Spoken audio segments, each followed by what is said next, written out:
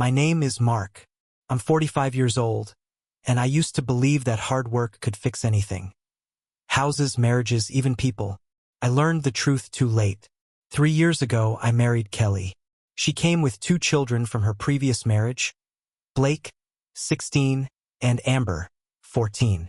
I came with 2 of my own, Lucas and Ella, who stayed with me on weekends.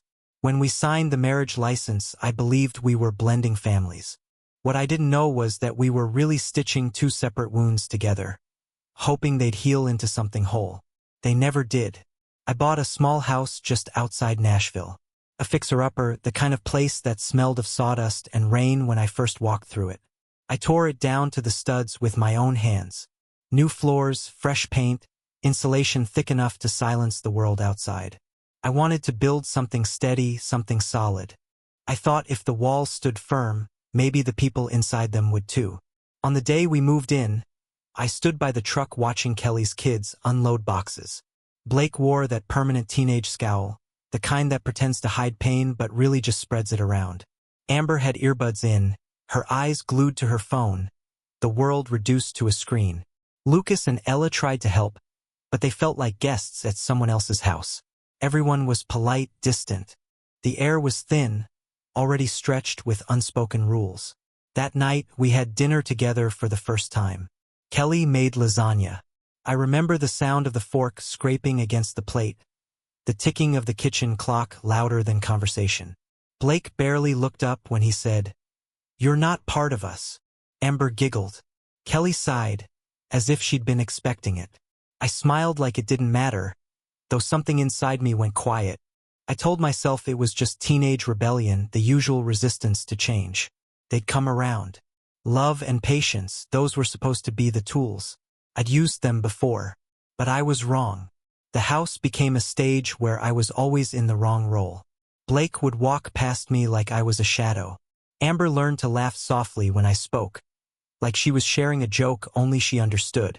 Kelly, God bless her, played peacemaker. "They just need time," she'd say.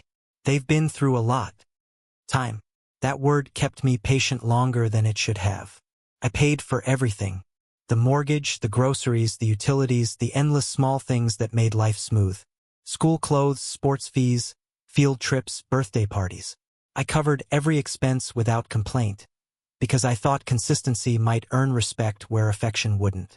But all it earned me was the label of provider, nothing more. Sometimes I'd hear them whispering. Amber, giggling, "He's basically the utility bill." Blake, muttering, "Mom's just using him to keep the lights on." It was meant to be private, but they didn't bother lowering their voices enough. They wanted me to hear. I think, in some twisted way, it gave them power, to know that the man paying for their comfort couldn't buy their respect. Their biological father, Tom, lived not far away. A man of absences. Missed birthdays, late child support, grand promises that vanished in smoke. Yet when he called, the entire house lit up. Amber's face would glow, Blake's voice would soften. Even Kelly's tone changed, nostalgia sneaking in like perfume. When I spoke, the air went flat again. There's a particular kind of humiliation that doesn't involve shouting. It's the slow erasure of presence. You become invisible by degrees, first in their eyes, then in your own. I remember one Sunday early on when Lucas and Ella were visiting. Lucas offered to help me change the oil in my truck, and Amber rolled her eyes. "You guys actually do that stuff?" she said. "Dad would just pay someone." Lucas froze, unsure if she meant him or me.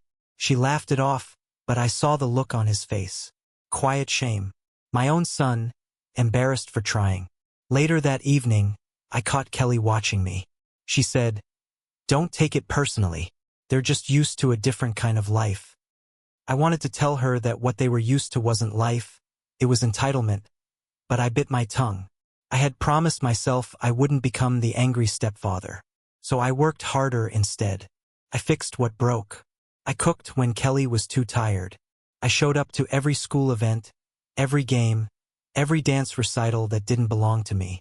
I clapped for them like a father should. I told myself love is a matter of repetition, not reward. But every act of care became another chance to be mocked. When I grilled burgers, Blake would snort and say, "Real dads don't try so hard." When I asked Amber about her day, she'd shrug. "You wouldn't get it." They were right. I didn't. One evening, after dinner, Blake stood in the doorway while I washed the dishes. He said, "You know, Mom only married you because you're stable. That's what she calls you when you're not around. Stable. Like a paycheck with legs." He said it casually, as if describing the weather. Then he walked away, leaving me there, my hands in the soapy water, staring at the sink as if it could explain what I'd done wrong. I never told Kelly about that moment. I didn't want to sound petty, but something cracked inside me that night. A quiet fracture that spread with every passing week. The cruelest part wasn't their rejection. It was her silence. Kelly didn't defend me when they crossed the line. She never challenged their contempt. Her excuse was always the same. They're kids. They'll grow out of it. But disrespect doesn't age out, it deepens. I began to feel like a stranger paying rent in his own house. Every morning, I'd get up before everyone else, make coffee, sit in the quiet kitchen, and listen to the walls breathe. The silence felt heavier than sleep. Then they'd wake, and the noise would return. The laughter that didn't include me, the plans that didn't ask for my presence. I used to think family was built on love. Now I think it's built on acknowledgement. And in that house I was invisible currency, spent but unseen. Still, I kept going. Out of habit, maybe. Out of pride. I told myself I could outlast the cold. I told myself they'd see it one day, the effort, the sacrifice. But years have a way of teaching you what people really see. By the third year, the house no longer felt like mine. My tools in the garage went untouched. My chair in the living room became just another piece of furniture no one sat in. Even my clothes in the closet looked out of place among theirs. Some nights, I'd hear laughter through the walls. Kelly and the kids watching some show together. A small universe that no longer included me. I'd stand in the hallway listening. Just listening. It's strange how pain can sound so ordinary from a distance. When I looked at my reflection one morning, I barely recognized the man staring back. Same tired eyes, same calloused hands, but something vital had gone out of them. A certain belief, maybe, the belief that effort guarantees belonging. It doesn't. I used to think I was building a family. Now I know I was maintaining one that didn't include me. I was the scaffolding, necessary while the structure was weak, disposable once it stood on its own. And yet, every bill I paid, every cracked tile I replaced, every quiet gesture, I kept hoping someone would notice. That maybe one day Blake would say, "Thanks, Mark." Or Amber might look up from her phone and smile without mockery. They never did. The years rolled on in quiet humiliation, each day blurring into the next. But I endured because that's what men like me are taught to do. We fix what's broken, even when it's ourselves. We stay. We provide. We hope. But hope has a breaking point, and mine was closer than I realized. It didn't happen all at once. The destruction came quietly, like rot under floorboards. You don't notice it until one day, the wood gives beneath your feet. After that first year, the distance in our house turned into something heavier. Blake stopped pretending altogether. He'd walk through me like fog, say Kelly instead of Mom, when I was in the room, as if to remind me I wasn't part of that word. Amber became sharper. She learned her mother's silence and her brother's cruelty, blending both into something venomous that hid behind laughter. They didn't just keep me at arm's length anymore, they started pushing back. It began with small things. Blake would take the truck without asking, leave the tank empty, then roll his eyes when I mentioned it. Amber would borrow money for school stuff and use it for clothes or nails, promising to pay me back but never looking me in the eye when she said it. I stopped expecting honesty. I told myself they were just testing boundaries like teenagers do, but there's a difference between testing and tearing down.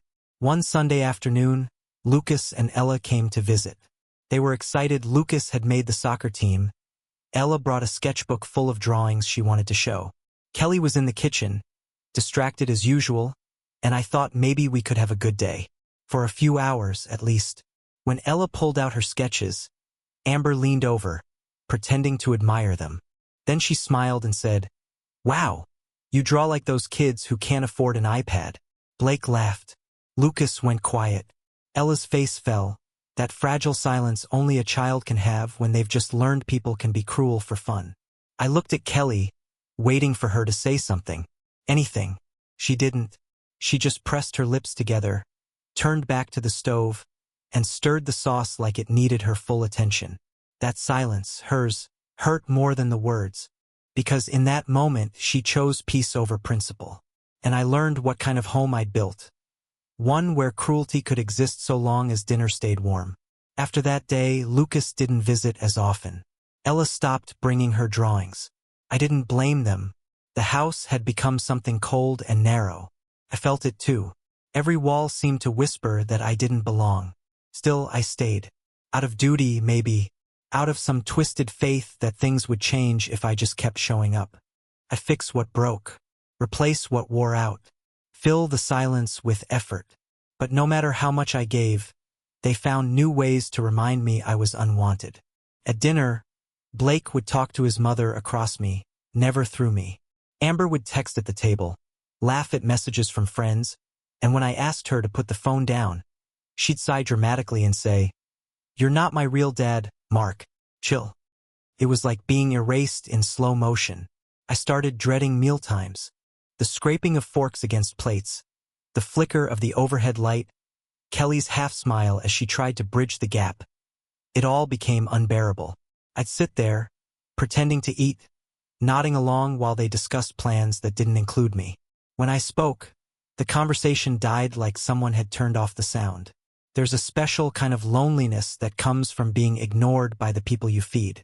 Sometimes I'd catch Kelly watching me, her eyes soft, almost sorry, but she never said the words. Apologies without sound are worth nothing. The real shift came one evening in late spring. I was outside repairing a gutter that had come loose after a storm. Blake walked by, phone in hand, earbuds in, oblivious. I asked him to hand me a screwdriver from the toolbox. He kept walking. I called again, louder this time. He stopped, pulled out one earbud, and said, "Do it yourself. You're not my boss."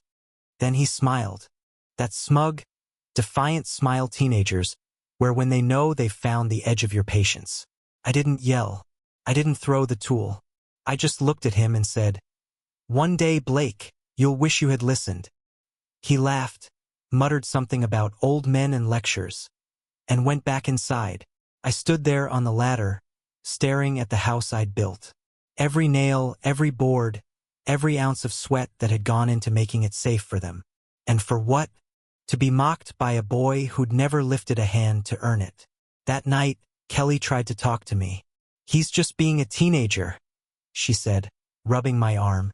"You know how boys are." "No," I said. "I know how boys become men when no one makes them accountable." She didn't like that. She went quiet again. The silence between us stretched, thin but sharp enough to cut. Then came the breaking point. It was a Tuesday. I'd just come home from work. Late, tired, the kind of tired that sits in your bones. I had stopped at the store, bought groceries, filled the back seat with bags. When I walked through the door, Blake and Amber were sitting on the couch, watching TV. I asked Blake to help unload. He didn't move, didn't even pause the show. "Come on," I said, keeping my tone steady. "Just give me a hand." He turned his head slowly, eyes flat. "You're nothing but the guy Mom uses to keep the lights on." Amber laughed. Not a nervous laugh, an honest one. She found it funny. For a moment, I didn't feel anger. Just emptiness. Like someone had taken a vacuum to my chest. I looked at them, both of them, sitting there on that couch I bought, in that house I built, lit by the electricity I paid for. I realized there was nothing left to salvage. I didn't shout. I didn't slam doors. I didn't give them the satisfaction of watching me break. I walked past them, straight into my office, and sat down at my desk. The glow of the computer screen felt colder than usual. I opened my accounts one by one. Phone plans canceled. Sports fees terminated. Streaming subscriptions gone. Every automatic payment, every quiet piece of convenience I had kept alive, I shut down. It was methodical, clean. Not revenge, clarity.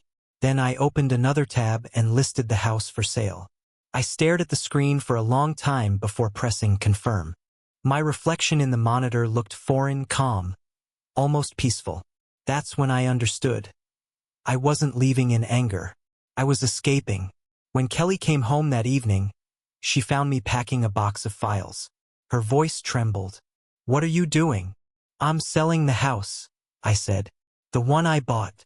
The one they've spent 3 years spitting on." She blinked, confused, then frightened. "You can't just, Mark, please. Don't do this." I kept packing. "If I'm just here to pay bills, then someone else can take over." She tried to argue, but the words collapsed halfway out of her mouth. Maybe she knew I meant it. Maybe she was just too tired to fight. The kids didn't say anything when they realized what was happening. Blake avoided me completely. Amber pretended she didn't care. But I saw it. The panic behind their indifference. The way they hovered in doorways like ghosts unsure where to stand. A week later, I was gone. No fight, no shouting match. Just silence. I left the keys on the counter. Wrote a note that said, "Lights off when you leave." Driving away, I looked in the rearview mirror once. The house stood still, empty, as if it was already erasing the years I'd spent trying to make it a home. For the first time in years, I felt peace. Not happiness, not relief, just a quiet absence of noise. And that silence, after so much humiliation, felt like freedom. When I left, I thought maybe they'd celebrate. And they did at first. Kelly texted me 2 days later, a message short enough to fit in a sigh. "The kids are happier now. No tension. Maybe this is for the best."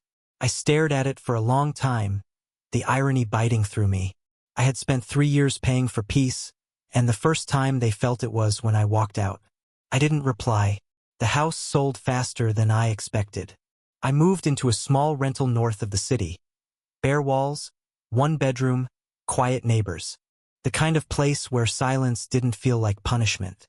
My weekends with Lucas and Ella stayed the same, only now the air was lighter. They seemed relieved, like they could finally speak freely again. It hit me then, how much they had been watching, enduring, swallowing what I wouldn't name. I thought I'd closed that chapter, that my absence would fade from Kelly's household like the echo of a slammed door. But it doesn't work like that. Reality is slow and cruel. It always collects its debts. The first cracks appeared 3 weeks later. Kelly called, voice tight, pretending she wasn't desperate. "Blake's game fees didn't go through," she said.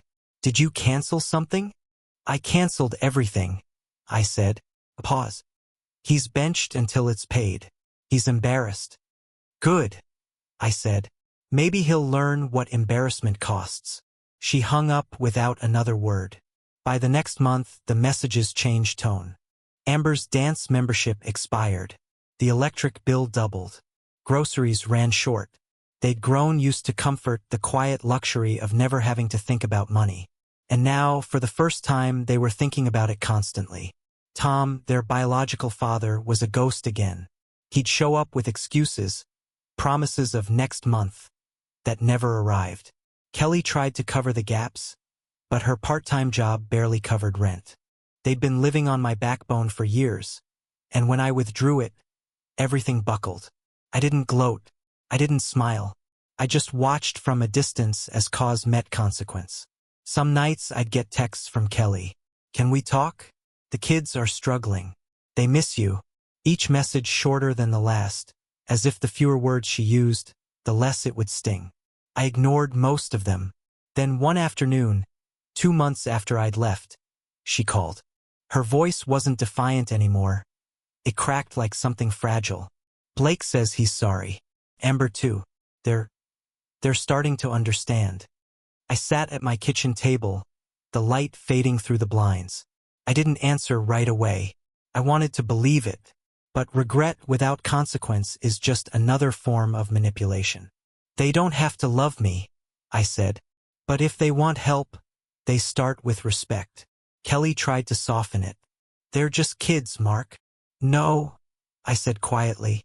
"They were kids when I met them. They're old enough now to know what words cost." She didn't reply. I could hear her breathing on the other end, shallow and uneven. For once, she didn't defend them. She knew the truth too well. A week later, a message came. Not from her, but from Blake. I'm sorry. You weren't just the guy paying bills. We figured it out too late. I read it twice, then a third time. The words looked heavy, like he'd forced each one out. I didn't answer. Not out of cruelty, but because apologies mean less than change. Still, something in me shifted. Maybe it was pity. Maybe fatigue. I called Kelly the next morning. If they want to talk, I said, I'll listen, but there are rules this time. She agreed before I finished the sentence. When they arrived the following weekend, I expected silence or hostility. Instead, they stood by the doorway, unsure how to move. Blake's arrogance was gone. Amber's phone stayed in her pocket. Kelly hovered behind them, cautious. I let them in. The house felt too clean, too quiet. Blake glanced around, maybe realizing for the first time how small my life had become without them, and how peaceful.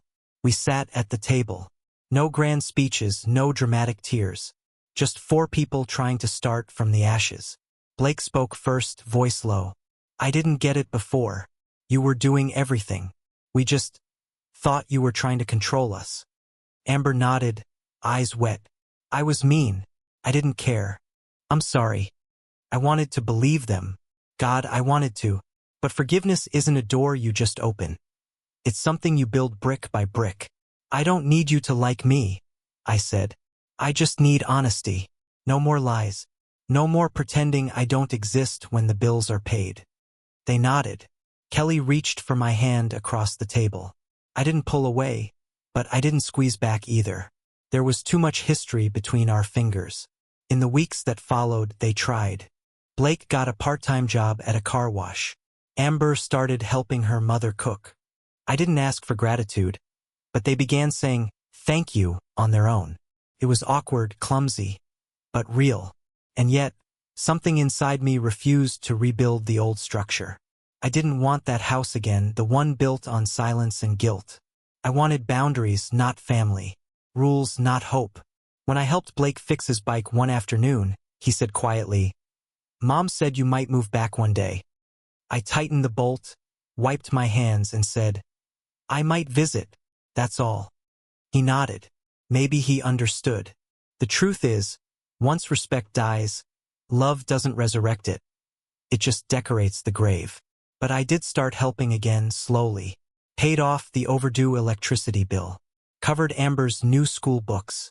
Small things, conditional things. Not out of obligation, but choice. Every act had a boundary now, an understanding that my effort wasn't owed. It was earned by civility. Still, the guilt lingered. Kelly would sometimes cry late at night when she thought I couldn't hear.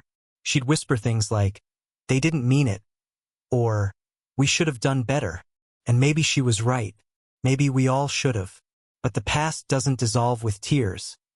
It just sinks deeper until you learn to stand on it. One night, months later, Blake dropped by unannounced. He stood on my porch with a small envelope in his hand. For rent, he said. My part. It was $50, probably half his paycheck, but it meant more than any apology could. I took it not for the money, but for what it represented. Pride, responsibility, growth. After he left, I sat by the window for a long time. The night outside was quiet, the streetlights pale and flickering. I thought about the man I had been, the one desperate for approval who mistook tolerance for love. He was gone now. In his place was someone simpler. Someone who understood that family isn't a right. It's a contract renewed daily through respect. When Kelly called again, asking if I'd come for dinner, I said yes. Not because I wanted to rekindle something, but because I wanted to close the circle properly. That evening, I walked into their home, the one I no longer owned, and the air felt different. Blake greeted me with a firm handshake. Amber smiled, shyly. Kelly set an extra plate. We ate in silence at first. Then Blake said, lights are still on, by the way. I smiled. Good. Keep them that way. It wasn't forgiveness. It wasn't reconciliation. It was something quieter, acceptance, maybe. When I left, I didn't look back this time. I didn't need to. I'd learned the hardest truth of all. Love without respect is dependence, and dependence without gratitude is rot. They would survive now, maybe even thrive, but they'd do it knowing the cost of arrogance, the price of comfort, and the value of the man they once mocked. And as I drove home through the soft Tennessee dusk, the road humming beneath my wheels, I thought of one question, the only one that still mattered. Was I cruel for letting them fall? Or merciful for finally stepping aside so they could learn how to stand? They came back, but not the way people imagine. There were no hugs, no music, no tears that healed anything. Just the sound of gravel under their tires one autumn evening and the faint knock on my door. Kelly stood there first, Blake behind her, Amber beside him. All three carried that uncertain weight, the look of people who have seen their comfort stripped bare. I almost didn't open the door. Part of me wanted to leave them standing outside, to let the cold finish what pride had started. But I did, because even wounded men still crave closure. When they stepped inside, they noticed the difference immediately. My home was small, minimal. 2 cups in the sink. 1 chair by the window. The silence here wasn't hostile, it was earned. Kelly spoke first. They wanted to come. Her voice trembled like it hadn't been used for truth in a while. Blake's hands were in his pockets. He didn't meet my eyes. Amber did briefly. Hers were swollen, softer than before. "We wanted to say thank you," she whispered, "for what you did, for what you used to do." The words landed strangely, too light for the years they owed me. Still, they were words I'd never heard before. I nodded toward the table. "Sit." They did. The air between us carried all that had never been said. I poured coffee for Kelly, water for the kids. The table felt smaller now. Maybe because we were finally honest enough to see each other for what we really were. "I need to be clear," I said. "This isn't about rebuilding. It's about understanding." Blake looked up. "I know." His voice had changed, lower, steadier, the arrogance worn down by consequence. "I didn't respect you. I thought you were just some guy trying to play dad. I get it now." "What changed?" I asked. He hesitated. "The bills. The late fees. Watching Mom cry. Having to tell my coach I couldn't play because we couldn't afford the gear. I thought money was just there.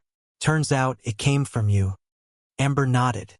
"When the power went out, I thought it'd be like before. You'd fix it. When you didn't, I realized you weren't coming back. That's when I understood." Kelly stayed silent, eyes wet. She didn't defend herself this time. Maybe she'd finally learned that silence can also mean accountability. I listened, but I didn't rush to comfort them. That's what I used to do.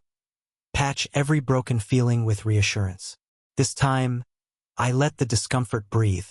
When they finished, I said simply, "I'm not angry anymore, but I'm not the same man who left." Blake frowned. "What does that mean?" "It means there are boundaries now," I said. "If you come into my life, it's as equals, not dependents. Respect isn't negotiable. If you want help, you ask with honesty. If I say no, you accept it." Amber whispered, "We understand." I turned to Kelly. "And you?" She met my gaze.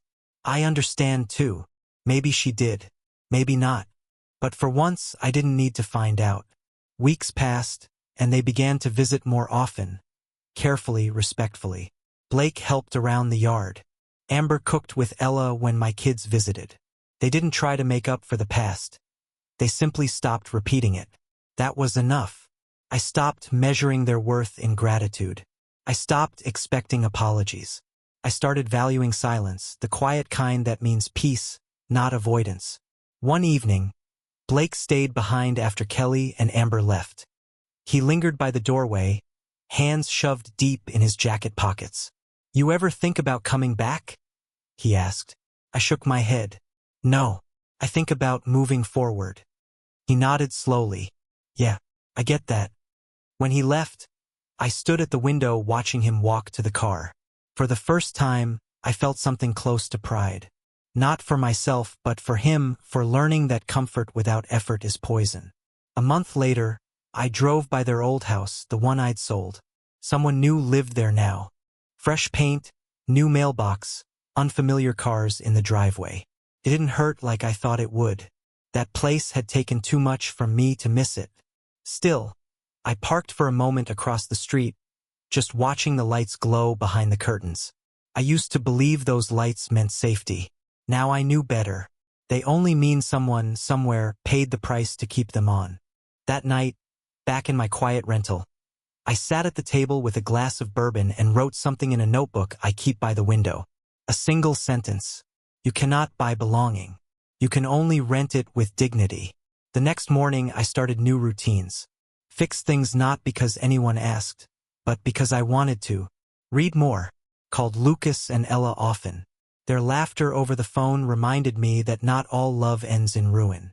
Some survives quietly without needing to be tested. Kelly called less, but when she did, it wasn't to ask for help. It was to share small things. Amber's grades improving, Blake saving up for college. She never said thank you directly, but gratitude was in her pauses, in the softer way she said goodbye. Sometimes, late at night, I'd think about those 3 years, the wasted dinners, the mockery, the long silences, and I'd wonder if I could have done anything differently. Maybe if I'd shouted more. Maybe if I'd walked out sooner. Maybe if I'd loved myself enough not to beg for respect. But regret is a fool's language. The truth is simple. I gave everything I had to people who hadn't learned what giving meant.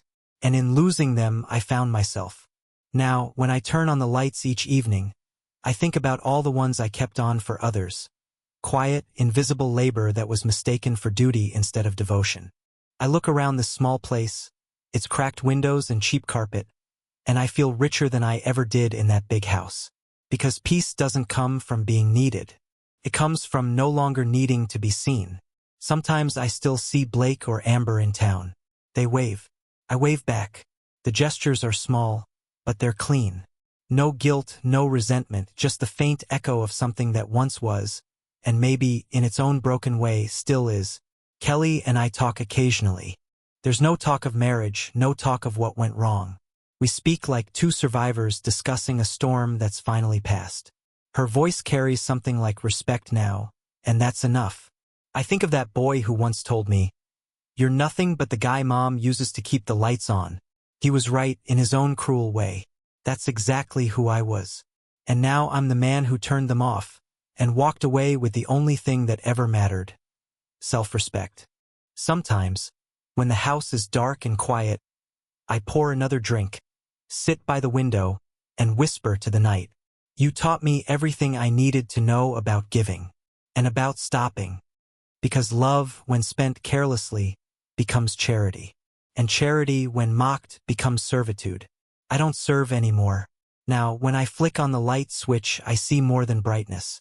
I see every boundary I should have drawn years ago. And each night, before I go to bed, I ask myself the same question I'll ask you now. Quietly, honestly, as a man who has learned the cost of peace. Was I wrong to walk away? Or did I finally learn what every man must?